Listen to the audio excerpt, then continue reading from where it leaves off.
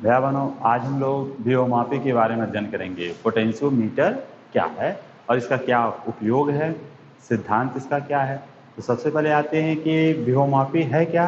तो यह किसी सेल का विद्युत वाहक बल, जिसे हम लोग इलेक्ट्रोमोटिव फोर्स कहते हैं या ईएमएफ, इसके मापने में प्रयुक्त होता है, या किसी वैद्युत परिपथ के दो बिंदुओं के बीच वैद्युत विभवांतर नापने में प्रयोग किया जाता है इसका। अब ध्यान देंगे, यह इसका जो अगर हम कहें कि इसकी रचना क्या होती है, तो ध्यान देंगे यह हमारा विभवमापी होता है। ध्यान दें, लकड़ी के बोर्ड पर इस पे 1 मीटर का स्केल लगा होता है। 2 पॉइंट होते हैं ए बी, जिन्हें हम लोग मान सकते हैं। इन दोनों पॉइंटों के बीच में आप ध्यान देंगे सामान्यतः 4 से 10 मीटर लंबा तार लगाया जाता है। अगर हम 10 मीटर लंबा तार लें तो उपकरण हमारा बहुत लंबा हो जाएगा। इस कारण से इसमें किया जाता है कि 1 मीटर लंबा तार, फिर इसके सिरों पर फिर श्रेणी क्रम में एक दूसरा तार 1 मीटर लंबा जोड़ दिया गया। अब इसकी लंबाई 2 मीटर हो गई। फिर अब यहाँ पे इस सिरे पर फिर 1 मीटर लंबा तार जोड़ दिया गया, अब 3। इस तरह से करते हुए श्रेणी क्रम में 1-1 मीटर लंबे तार जोड़ के यहाँ जो हमारे हाथ में उपकरण है इसमें 10 मीटर लंबा तार हो गया। तो सामान्यतः हमारा जो यह विभवमापी होता है, इसमें 4 से 10 मीटर लंबे तार प्रयोग किए जाते हैं। इसमें 1-1 मीटर लंबे तार श्रेणी क्रम में जोड़े गए होते हैं, जैसे यहाँ पे चित्र में आपको दिखाया गया है। ये 2 पॉइंट के बीच में अब यहाँ पर हमने चित्र में 1, 2, 3, 4, 5, 6 मीटर तार का यहाँ पे बनाया गया है। अब देखिए, अगर हम इस ए बी को एक सीधा अगर कर दें तो यह चित्र हमारे सामने आ जाएगा। अभी इसमें जो परिपथ जोड़ा गया है, अब इसके बारे में हम बाद में बताते हैं आपको। तो इसी को अगर हम सीधा कर दें तो यह आपका, अगर मान लेते हैं कि 10 मीटर लंबा तार है, ठीक है, 1 मीटर 1 मीटर ऐसे करते हुए मान लेते हैं 10 तार लगे हैं, तो इसकी टोटल लंबाई कितनी हो जाएगी? 10 मीटर हो जाएगी। तो इसमें जो तार प्रयोग किए जाते हैं उनका उच्च विशिष्ट प्रतिरोध होता है और निम्न और इनका जो ताप गुणांक होता है। तो ऐसे धातु प्रयोग किए जाते हैं। सामान्यतः इसमें मैग्नीन का तार प्रयोग किया जाता है। और ध्यान देंगे, इसमें अगर हम आते हैं इसका सिद्धांत पे क्या है, तो इसमें जो जैसा आपको बताया गया है कि एक लंबा और एक समान व्यास का धातु का प्रतिरोध तार होता है ए बी। टोटल इसकी लंबाई इस तार को लें तो यह ए बी एक तार हमारा हो गया, और जिसको हम यहाँ पे दर्शा सकते हैं यह ए बी, ये टोटल जो हमारा तार है यह आपका एक समान व्यास का धातु का तार है। अब ध्यान देंगे, बैटरी का जो धन ध्रुव है वह धन ध्रुव हमारा बिंदु ए पर जोड़ दिया जाता है, और दूसरा जो आपका देखेंगे इसका जो बैटरी का ऋण सिरा है उसको एक कुंजी और धारा नियंत्रक से होते हुए हम इसको बिंदु बी पर जोड़ देते हैं। इस तरह से ध्यान देंगे, ये जो हमारा देखिए, ध्यान दें, यह जो 2 बिंदु हैं इसके ए और बी, इनके सिरे पर हम एक बैटरी जोड़ते हैं। बैटरी का धन सिरा इससे और ऋण सिरा इससे जुड़ेगा, लेकिन ऋण सिरे ध्यान देंगे डायरेक्ट ऋण सिरा इससे ना जोड़ के बीच में हमने एक कुंजी और एक धारा नियंत्रक लगा दिया है, जिसकी सहायता से हम इसके सिरों के बीच धारा को नियंत्रित कर सकते हैं। अब देखिए, यहाँ पर अब ए सिरे पर हमने क्या किया है कि ऐसा सेल जिसका विद्युत वाहक बल हमें नापना हो, ध्यान देंगे, जिसका विद्युत वाहक बल हमें नापना होगा कि कितना उसका विद्युत वाहक बल है, उसके धन सिरे को ए से, देखिए ए को हमने बैटरी के भी धन सिरे से जोड़ा है और जिसका मापना उसका भी धन सिरा ए से जोड़ दिया गया है। ठीक है, अब बैटरी का जिस सेल को हमें, जिसका विद्युत वाहक बल हमें मापना है, उसका ऋण सिरा एक गैल्वेनोमीटर से जोड़ा गया है और गैल्वेनोमीटर का दूसरा सिरा एक जॉकी से जोड़ा गया है। अब देखिए, ये जो परिपथ है इसमें आप ध्यान देंगे, जब हम कुंजी को ऑन कर देंगे यहाँ पे, तो अब इसमें धारा बहनी प्रारंभ हो जाएगी प्लस से माइनस की ओर। अगर हम मान ले कि जो बैटरी हमने उपयोग किया है, आपकी सुविधा के लिए मान लेते हैं कि उसका जो विद्युत वाहक बल है वह है 10 वोल्ट। ठीक है, तो अब ये 10 वोल्ट का विभव इस ए और बी बिंदु के बीच में ड्रॉप होना है। अब देखिए, अब मान लेते हैं कि यहाँ पे अगर 10 तार थे, तो यह जो 10 वोल्ट है, यह 10 तारों के सिरों में, 10 तारों में ही ये सारे ड्रॉप करने हैं। तो चूंकि ये श्रेणी क्रम में जुड़े हैं, इसलिए इन तारों के बीच का जो विभव है उनका योग करते हुए 10 वोल्ट आने चाहिए। जैसे पहले तार में अगर हम मान ले विभव V1 है, दूसरे में V2 है, तीसरे में V3 है, सो ऑन, ऐसे करके टोटल विभव भी ये होगा। क्योंकि सभी तार समान लंबाई के हैं, समान आकार के हैं, समान मोटाई के हैं, एक जैसे मटेरियल के बने हुए हैं, तो इनके सिरों के बीच का जो विभवांतर होगा वो क्या होगा, समान होगा। तो इस तरह से अगर टोटल विभव 10 वोल्ट है तो ये 10 वोल्ट बराबर बराबर इसमें बटा होगा, अर्थात एक एक वोल्ट प्रति मीटर तार में कितना वोल्ट ड्रॉप कर रहा होगा, एक एक वोल्ट। तो यहाँ पर 1 मीटर लंबे तार में जो विभव ड्रॉप किया वो कितना, 1 वोल्ट, अगले वाले में भी 1 वोल्ट। इस तरह से ये करते करते सभी को जोड़ेंगे तो कितना आ गया, 10 वोल्ट। ठीक है, ऐसा आपकी सुविधा के लिए 10 वोल्ट हम ले रहे हैं ताकि आसानी से आप इसको समझ सकें। अब देखिए, अब ये जो बैटरी है इसका ऋण सिरा जो एक गैलोमीटर से होते हुए जॉकी के द्वारा हम यहाँ पर मान लेते हैं कि J1 पर हमने इसको टच कराया, और यह लंबाई आपकी, अभी इसको 10 वोल्ट मान के चलिए, समझने में आसानी होगी अभी आपको। देखिए, तो अगर मान लेते हैं लंबाई 1 मीटर से कम है, मान लेते हैं 1 मीटर से कम है या 1 मीटर ही मानते हैं, तो बताइए इन दो बिंदुओं के बीच का जो विभवांतर है वो कितना होगा, 1 वोल्ट। टोटल विभव हमने कितना माना है यहाँ पे, 10। तो 1 मीटर लंबे पर कितना हो गया, 1 वोल्ट। अगर हमारे बैटरी जो सेल है उस सेल का अगर विद्युत वाहक बल अगर 1.5 वोल्ट हो, तो बताइए किसका विद्युत वाहक बल अधिक हो गया, यहाँ पे किसका विभवांतर, इस सेल का। तो जो नेट धारा बहेगी वो किसके साथ, किसके द्वारा बहेगी, सेल के द्वारा। जैसे यहाँ देखिए,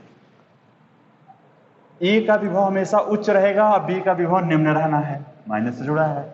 जैसे जैसे इधर आएंगे तो हमें कोई भी ए से आगे का कोई भी पॉइंट होगा उसका विभव ए से निम्न होना ही है। ठीक है, तो बैटरी के द्वारा जो धारा बहनी है, अगर हमने यहाँ पे एक सेल ये जोड़ रखा है तो बैटरी द्वारा एक धारा ऐसे भी बह सकती है, क्योंकि जे का विभव हमेशा निम्न होगा ए की तुलना में। लेकिन इस सेल का विद्युत वाहक बल चूंकि अधिक है इन दो बिंदुओं के बीच के विभवांतर से, इसलिए जो परिणामी धारा बहेगी वो किसके द्वारा बहेगी, इस सेल के द्वारा बहेगी, अर्थात प्लस से माइनस, इस तरह से, इस डायरेक्शन में, जिसके कारण से इस गैलोमीटर में एक दिशा में विक्षेप हो जाएगा। फिर अगर हम इसी को इधर हम कहीं टच कराते हैं बी के करीब किसी पॉइंट पे, तो आप जानते हैं कि चूंकि यहाँ पे हमने 10 वोल्ट माना है तो हर मीटर पे 1-1 वोल्ट, तो मान लेते हैं ये 4 मीटर के बाद हमने टच करा दिया है तो कितना विभवांतर हो गया, 4 वोल्ट। अब इसका विद्युत वाहक बल कितना है, 1.5 वोल्ट। इसका मतलब कि इसका विद्युत वाहक बल उन दो बिंदुओं के बीच के विभवांतर से क्या हो गया है, कम हो गया है। तो नेट धारा किसके द्वारा बहेगी, एक, मतलब इस बैटरी के द्वारा बहनी है। तो उस स्थिति में जो धारा होगी वह इस परिणामी धारा ऐसे बहनी शुरू हो जाएगी। ठीक है, ये बैटरी के द्वारा जो नेट धारा होगी वो बैटरी द्वारा ना होगी, क्योंकि बैटरी इधर धारा बहाने प्रयास करेगी कि धारा इस दिशा में बहे, प्लस से माइनस। लेकिन इन दो बिंदुओं के बीच का, इसको अगर हम J3 मान लें, तो इन दो बिंदुओं के बीच का जो विभवांतर है इस तार पे वह इसकी तुलना में अधिक है, इसलिए परिणामी धारा ऐसे आपकी बहनी है। ठीक है, तो आप गैलोमीटर के एक ए बिंदु के करीब यदि जॉकी को रखते हैं तो धारा एक दिशा में, और दूसरे बिंदु के करीब रखते हैं तो धारा दूसरी दिशा में बह रही है। तो इसके बीच में कोई ना कोई ऐसा पॉइंट जरूर आएगा जहां पे इस गैलोमीटर में विक्षेप क्या होगा, शून्य होगा। और वह जो पॉइंट होगा उस पॉइंट पर शून्य होने का मतलब यह हो गया, विक्षेप न होने का मतलब यह हो गया कि इन दो बिंदुओं के बीच का जो विभवांतर है वह इस सेल के विद्युत वाहक बल के क्या हो गया, दोनों बराबर हो गए। इस कारण से इस गैलोमीटर में कोई धारा नहीं बही, क्योंकि जितना धारा यह बहाने का प्रयास करेगा उतना ही यह, दोनों बराबर विपरीत दिशा में, इस कारण से नेट धारा 0 हो जाएगी। इस तरह से इस तार के किसी न किसी एक बिंदु पर हमें ऐसा पॉइंट मिल जाएगा जहां पर गैलोमीटर में विक्षेप शून्य होगा, अर्थात उन दो बिंदुओं के बीच का विभवांतर इस सेल के विद्युत वाहक बल के बराबर हो जाएगा। यह हमारा शून्य विक्षेप की स्थिति कहलाती है। ध्यान देंगे, इसको इसी की सहायता से अब हम लोग ज्ञात कर सकते हैं कि इसका विद्युत वाहक बल कितना है। तो यह ऐसे होगा कि देखिए, मान लेते हैं कि जो तार में बहने वाली जो धारा है वह मान लेते हैं कि I है, और तार की 1 सेंटीमीटर लंबाई का प्रतिरोध ρ है। तब विभव प्रवणता, आप जानते हैं कि विभव प्रवणता क्या होती है, तो दूरी के साथ विभव में परिवर्तन, यही ना होती है। तो दूरी के साथ विभव में परिवर्तन, तो डेल्टा V अपान L मान ले। ठीक है, V अपान L मान ले विभव प्रवणता सुविधा के लिए अपने। तो K इक्वल टू विभव प्रवणता बराबर विभव बटे लंबाई। अब देखो V इक्वल टू IR होता है, तो I R/L, R/L मतलब एकांक लंबाई का प्रतिरोध जिसको हम लोग रो मान लेते हैं, तो I इंटू रो। तो इस तरह से आपका जो होगा विभव प्रवणता वह किसके बराबर होगा, तो धारा गुणे एकांक लंबाई का प्रतिरोध, मतलब K = I रो। ठीक है। अब देखिए यदि तार का जो भाग या जिस पर यहाँ पे शून्य विक्षेप प्राप्त हुआ है, चलिए इसको अपनी सुविधा के लिए सबसे सही यह रहेगा कि इसको J1, इसको J2, इसको J मान लेते हैं, शून्य विक्षेप वाले को। ठीक है। तो देखिए, तो यह जो लंबाई है, मान लेते हैं कि A से लेकर J जो शून्य विक्षेप वाली स्थिति जो आई है, वहां की जो लंबाई है उसको हम लोग L मानते हैं, और A और J के बीच का जो विभवांतर है उसको V मान लेते हैं। तो आप जानते हैं इसी सूत्र से अगर हम देखें तो विभव V बराबर क्या होगा, विभव प्रवणता गुणे लंबाई। तो विभव प्रवणता K और लंबाई को क्या मान ले रहे हैं, L। या A और J बिंदु की बात कर रहे हैं, A और J बिंदु के बीच का विभवांतर V हो, विभव प्रवणता K हो और इनके बीच की लंबाई L हो, तो V = K इंटू L, विभव प्रवणता गुणे लंबाई। अब देखिए शून्य विक्षेप की स्थिति हम जो है, उस शून्य विक्षेप की स्थिति में इन दो बिंदुओं के बीच का विभवांतर इसके विद्युत वाहक बल के बराबर है, तभी तो शून्य विक्षेप आया है। तो उस स्थिति में हमारा V बराबर क्या हो जाएगा, तो V बराबर E हो जाएगा। इन दो बिंदुओं के बीच का विभवांतर विद्युत वाहक बल के बराबर है, अर्थात V बराबर क्या है, KL। तो ये चीज आपका होगा। ठीक है। अब देखिए यदि हमें K का मान मालूम हो, विभव प्रवणता का मान मालूम हो, तो कहाँ शून्य विक्षेप आई है वह लंबाई हम लोग ज्ञात करके विभव प्रवणता में गुणा कर देंगे, हमें पता चल जाएगा कि इनका विद्युत वाहक बल कितना है। अब ध्यान दें, विभव प्रवणता का मान कैसे ज्ञात करेंगे, ये भी तो एक बात हो गई हमारे सामने कि आखिर विभव प्रवणता का मान ज्ञात कैसे होगा। तो इसके लिए हम लोग क्या करते हैं कि एक कोई प्रमाणिक सेल ले लेते हैं जिसका विद्युत वाहक बल हमें मालूम होता है। तो इसमें वेस्टर्न कैडमियम जो सेल होता है इसका प्रयोग कर लेते हैं, जिसका विद्युत वाहक बल 1.0184 वोल्ट होता है। तो अगर हम इसको क्या करते हैं कि इसके स्थान पे, E के स्थान पे हम लोग उसका उपयोग कर लेते हैं, और उसका उपयोग करने के बाद शून्य विक्षेप की स्थिति ज्ञात कर लेते हैं कि शून्य विक्षेप की स्थिति कहाँ पे हमें प्राप्त हो रही है। तो जहां प्राप्त हो गई, मान लेते हैं यह प्राप्त हो गई और हमें E का मान मालूम है, तो E का मान यहाँ रख लेते हैं और उससे हमें K का मान पता चल जाता है। इस तरह से यहाँ पर हम लोग विभव प्रवणता का मान ज्ञात कर लेते हैं। जब विभव प्रवणता का मान हमें ज्ञात हो गया है, अब उसके बाद हम लोग K का मान रख के जिसका विद्युत वाहक बल ज्ञात करना उसे यहाँ रखते हैं, शून्य विक्षेप की स्थिति लाते हैं, K के जगह पे वो मान रख के लंबाई का गुणा कर लेते हैं, इस तरह से हमें पता चल जाता है। अब ध्यान दें, यह जो विभव मापी है, इस विभव मापी की सुग्राह्यता क्या होती है, सेंसिटिविटी ऑफ पोटेंशियोमीटर, इसके बारे में थोड़ा सा हम लोग पढ़ लेते हैं। तो देखिए विभव मापी के प्रयोग में हम लोग जो शून्य विक्षेप की स्थिति जो प्राप्त कर रहते हैं, अगर थोड़ा सा दाएं बाएं अगर हम लोग सरकाते हैं चौकी को, अगर धारा मापी में विक्षेप हो जाए तो इसका मतलब हमारा विभव मापी जो है वह सुग्राही है। यदि थोड़ा आगे पीछे सरकाने पर विक्षेप नहीं हो रहा है तो इसका मतलब हमारा विभव मापी सुग्राही नहीं है। तो विभव मापी की सुग्राह्यता जो है वह विभव प्रवणता पर निर्भर करती है। विभव प्रवणता जितनी कम होगी विभव मापी उतनी ही अधिक सुग्राही होगी। तो विभव प्रवणता कम करने के लिए तार की लंबाई अधिक होनी चाहिए। ठीक है, क्योंकि यहाँ पर आप देखें कि K = V/L, L का मान जितना अधिक होगा विभव प्रवणता उतनी ही कम होगी।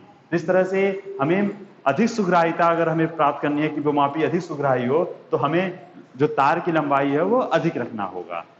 इस तरह से हम लोग यहाँ पे करेंगे। अब ध्यान देंगे कि अब विभव मापी का जो उपयोग है वो कहाँ कहाँ कर सकते हैं। तो जैसा हमने पहला उपयोग तो आपको बताया कि आप किसी सेल का विद्युत वाहक बल ज्ञात कर सकते हैं, लेकिन उसके लिए आपको इसकी विभव प्रवणता ज्ञात होनी चाहिए। उसको ज्ञात करने के लिए आप एक प्रमाणिक सेल का उपयोग करके पहले आप विभव प्रवणता ज्ञात कर लेते हैं, उसके बाद फिर जिस सेल का विद्युत वाहक बल ज्ञात करना है उससे फिर लगा के यहाँ तो आप ज्ञात करते हैं।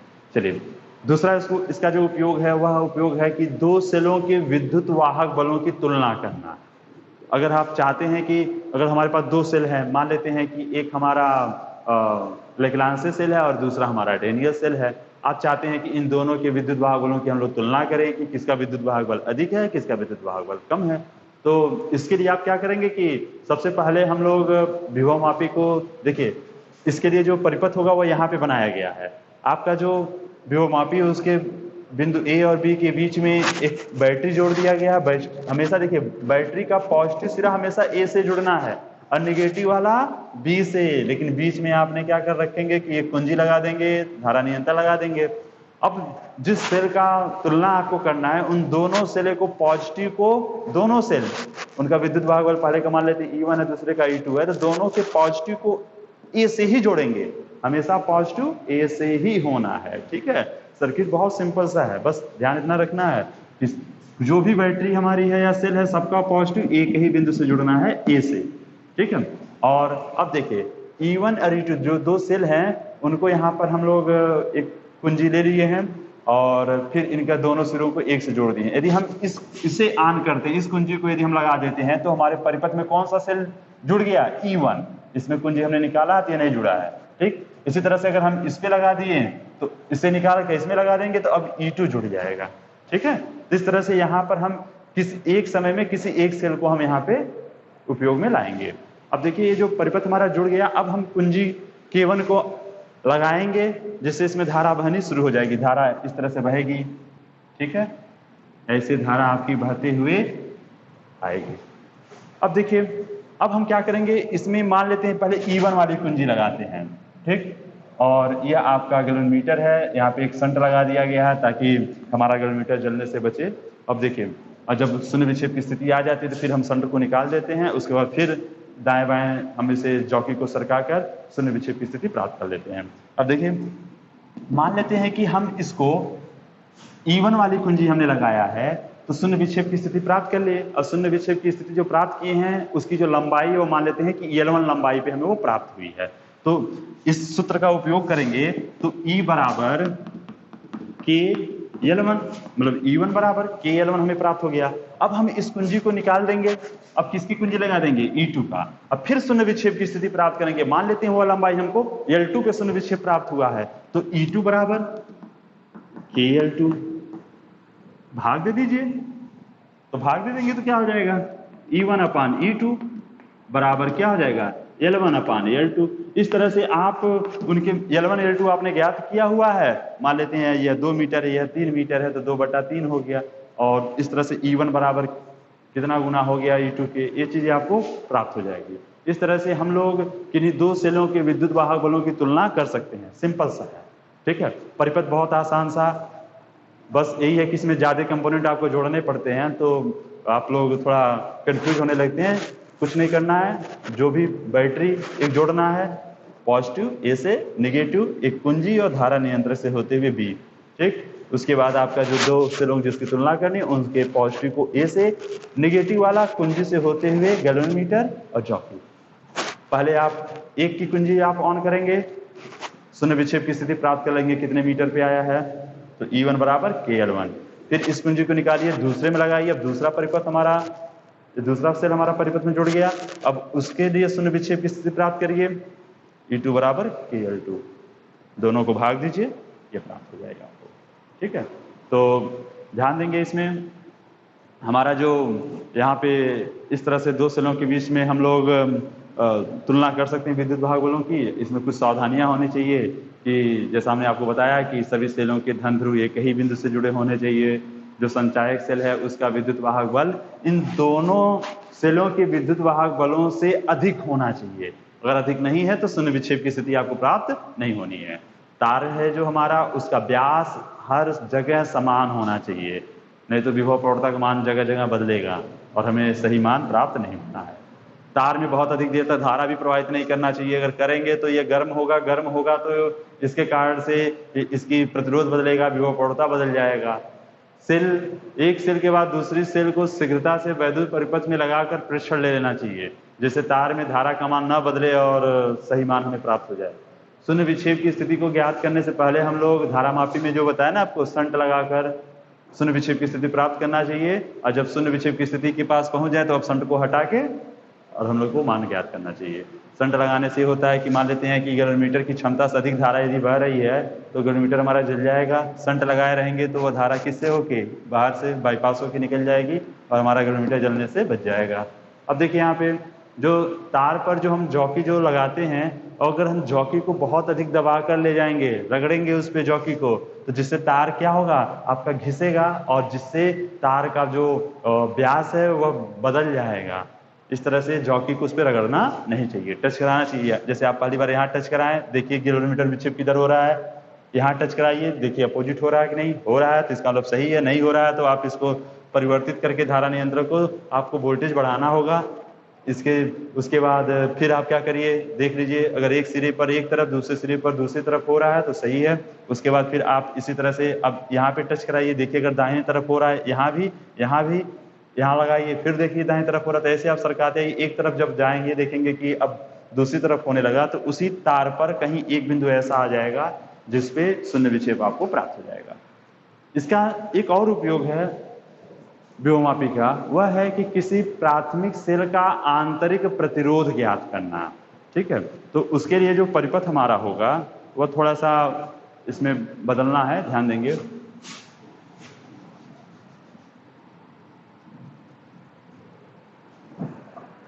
देखिए जो सेल होगा मान लेते उसका आंतरिक प्रतिरोध R है, तो उस सेल का जिसको भी जोड़ना है पॉजिटिव हमेशा इसी बिंदु से जोड़ेंगे। इसके बीच में हम एक प्रतिरोध बाक्स लगा देते हैं समांतर क्रम में, प्रतिरोध बाक्स, जिसके बारे में आपको मीटर सेतु का प्रयोग जो बता रहे थे उसी समय आपको हमने बताया था। हाँ, एक कुंजी देखिए यहाँ पे प्रतिरोध बाक्स में कुंजी छूट गया, यहाँ पे कुंजी लगा देंगे। ठीक है, और बाकी सब ऐसे ही है। तो ध्यान देंगे कि इसमें इस तरह से हम परिपथ को जोड़ लेते हैं। जो हमारा जिस सेल का आंतरिक प्रतिरोध ज्ञात करना होता है उसके समांतर क्रम में हम एक प्रतिरोध बाक्स जोड़ लेते हैं कुंजी की सहायता से, और इस प्रकार गैलोमीटर आपका है, सब कुछ वैसे ही रहेगा। अब देखें इसमें करना है, सबसे पहले हम लोग यहाँ जो कुंजी K1 है इसको हम ऑन कर लेते हैं, तो इसमें धारा बहनी प्रारंभ हो जाती है। K2 को हम खुला रखेंगे, ये जो कुंजी है K2 दूसरा कुंजी, इसको हम खुला रखेंगे। ठीक है, इसको खुला रखें तो परिपथ में हमारा ये जुड़ा हुआ है। ठीक, अब देखिए अब हम जॉकी की सहायता से इस पे टच कराकर हम शून्य विक्षेप की स्थिति प्राप्त कर लेंगे, और मान लेते हैं कि वह L1 लंबाई पर वह शून्य विक्षेप प्राप्त हो गया है, तो E बराबर KL1 हो जाएगा। E बराबर KL1 हमें मिल गया, जहाँ K आप जानते ही हैं कि विभव प्रवणता है। फिर हम प्रतिरोध बाक्स में से कोई एक प्रतिरोध निकाल लेंगे, मान लेते हैं R हमने निकाल लिया है, और कुंजी K2 को भी हमने बंद कर दिया।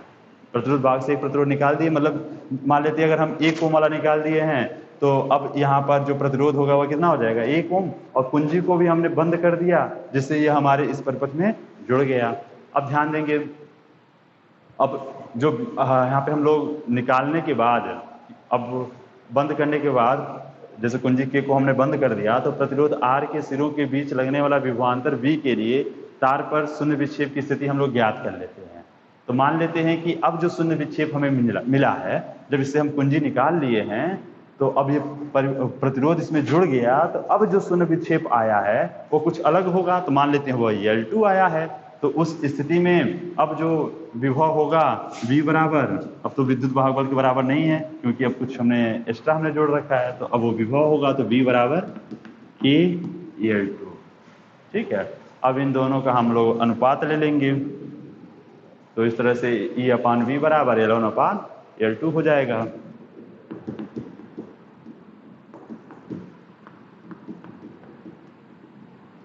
ठीक है, अब ध्यान देंगे इसमें यदि सेल का आंतरिक प्रतिरोध स्मॉल r हो तो उस स्थिति में आप लोग जानते हैं आंतरिक प्रतिरोध और बाह्य प्रतिरोध, तो इनके बीच संबंध हम लोग पहले निकाले ही थे। तो R बराबर क्या आया था, R E/V-1, ये चीज़ें हम लोग पहले से प्राप्त किए हुए हैं।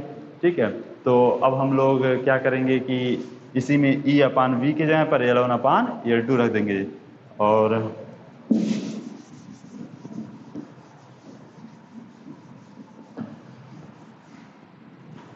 तो स्मॉल आर बराबर कैपिटल आर L1/L2 माइनस, इस तरह से हम लोग स्मॉल आर की गणना कर सकते हैं। सेल के आंतरिक प्रतिरोध की गणना हम लोग कर लेंगे। तो हम लोग इसमें करते क्या है कि एक बार कोई प्रतिरोध निकाला हमने और ये स्थिति प्राप्त कर लिया, तो उसके बाद फिर कोई दूसरा प्रतिरोध निकालेंगे, फिर ऐसे करेंगे। इस तरह से हम यहाँ पर बाह्य प्रतिरोध कई सारे उपयोग करके भिन्न भिन्न मान प्राप्त करके और फिर जितने आर हमें प्राप्त होंगे R1, R2, R3 उन सबका औसत ले लेंगे। इस तरह से हमको औसत मान प्राप्त हो जाता है। अब देखिए ये जो विभवमापी है यह वोल्ट मीटर से श्रेष्ठ कैसे है, इसकी भी बात करें, क्योंकि विभवमापी के द्वारा हम लोग किन्हीं दो बिंदुओं के बीच विभवांतर ज्ञात कर सकते हैं। तो यह जो वोल्ट मीटर की सहायता से भी हम यही काम करते हैं। तो विभवमापी हमारा वोल्ट मीटर से श्रेष्ठ कैसे है, तो ध्यान देंगे कि जब हम किसी सेल का विद्युत वाहक बल विभवमापी से मापते हैं तो शून्य विक्षेप स्थिति में सेल के परिपथ में कोई धारा नहीं बहती है, अर्थात सेल खुले परिपथ का होता है और इस स्थिति में सेल के विद्युत वाहक बल का हमें वास्तविक मान प्राप्त होता है। इस प्रकार हमारा विभवमापी अनंत प्रतिरोध के आदर्श वोल्टमीटर के समतुल्य हो जाता है। लेकिन अगर हम वोल्टमीटर की बात करें तो उसमें कुछ न कुछ धारा बहती है, इस कारण से हम लोग वोल्टमीटर से एक्चुअल मान नहीं प्राप्त कर सकते हैं, लेकिन विभवमापी से एकदम एक्यूरेट वैल्यू हमें मिल जानी है। फिर वोल्टमीटर के द्वारा जो विद्युत वाहक बल हम अगर मापने के लिए ध्यान देंगे, हम लोग विक्षेप को वोल्टमीटर कितना विक्षेप है ये पढ़ते हैं और विक्षेप की पढ़ने में त्रुटि हो जाती है। कई बार हम लोग लंबवत नहीं देखते हैं तो सुई कहीं और है, हम कहीं और पढ़ रहे होते हैं। इसके विपरीत हम विभवमापी द्वारा विद्युत वाहक बल अविक्षेप की स्थिति में मापा जाता है, जिसमें तार पर शून्य विक्षेप की स्थिति को पढ़ना होता है। और शून्य विक्षेप की स्थिति को पढ़ने में हम लोग को बहुत होगा तो एक खाने की त्रुटि हो सकती है। इस तरह से सामान्यतः हमें देखें तो यह जो विभवमापी है इसकी सहायता से हम एक्यूरेट वैल्यू प्राप्त कर सकते हैं, या बहुत होगा तो बहुत ही अल्प त्रुटि होगी भी तो बहुत ही अल्प त्रुटि होगी, जबकि वोल्टमीटर से त्रुटि अधिक हो जाती है। इस तरह से हमारा जो विभवमापी है अगर हमें एक्यूरेट वैल्यू मापनी है तो ये वोल्टमीटर की तुलना में ज़्यादा श्रेष्ठ होगा, हमें इसका उपयोग करना। इस तरह से आज हम लोगों ने यहाँ पर विभवमापी और इसके उपयोग के बारे में अध्ययन किए और वोल्टमीटर से कैसे श्रेष्ठ है इसके बारे में हो गया। यह चैप्टर हमारा यहीं पे समाप्त होता है और इसके कुछ आंकिक प्रश्नों को भी हम लोगों ने सॉल्व किया है। जहाँ समस्या होगी उसे आप लोग पूछिएगा, उसका समाधान किया जाएगा और अगले क्लास में हम लोग नेक्स्ट चैप्टर अब शुरू करेंगे।